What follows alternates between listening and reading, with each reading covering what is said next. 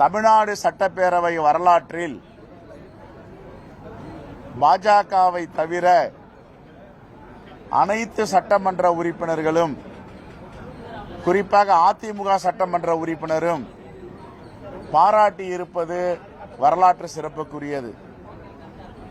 அதிமுக சட்டமன்ற உறுப்பினர் வாழ்த்தும் பொழுது, நாங்கள் சட்டப்பேரவையில் 5 ஆண்டுகள் நிறைவு பெற்றிருக்கிறோம்,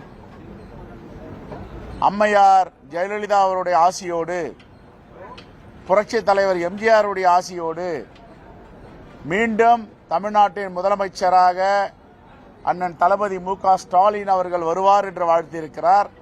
இதுதான் தமிழ்நாடு சட்டப்பேரவையில் அனைத்து கட்சிகளும் அதிமுக சட்டமன்ற உறுப்பினரும் சேர்ந்து வாழ்த்தியது முதல் முறை என்று நான் நினைக்கிறேன். ஆகவே இந்த வரலாற்று சிறப்புமிக்க தருணத்தில் நாங்களும் மாண்புமிகு முதலமைச்சரை வாழ்த்தி மீண்டும் அவர் முதலமைச்சராக வர வேண்டும், தமிழ்நாட்டிற்கு நல்லாட்சி தர வேண்டும் என்று வாழ்த்தி இருக்கிறோம். நாடு கண்டிராத, உலகம் கண்டிராத நல்ல திட்டங்களை தமிழ்நாட்டு மக்களுக்கு தீட்டியிருக்கிறார். ஒரு நிகருக்கு நிகரான முதலமைச்சரை தமிழ்நாடு பார்த்திருக்கிறது.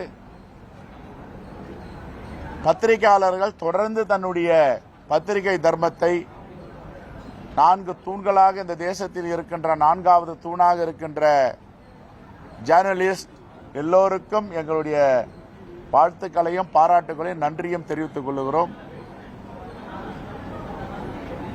மீண்டும் தேர்தல் முடிந்த பிறகு மே மாதம் உங்களை சந்திப்போம். மீண்டும் நல்லாட்சி ஏற்படும்.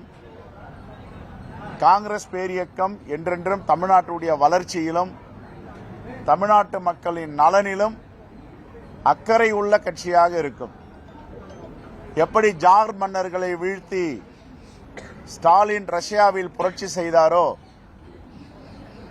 அதே போன்று தமிழ்நாட்டில் மதவாத சக்திகளை, பாசிச சக்திகளை வீழ்த்தி தமிழ்நாட்டின் ஸ்டாலின், தளபதி அண்ணன் மு.க. ஸ்டாலின் அவர்கள் புரட்சி செய்வார் என்ற நம்பிக்கை தமிழ்நாட்டு மக்களுக்கு இருக்கிறது.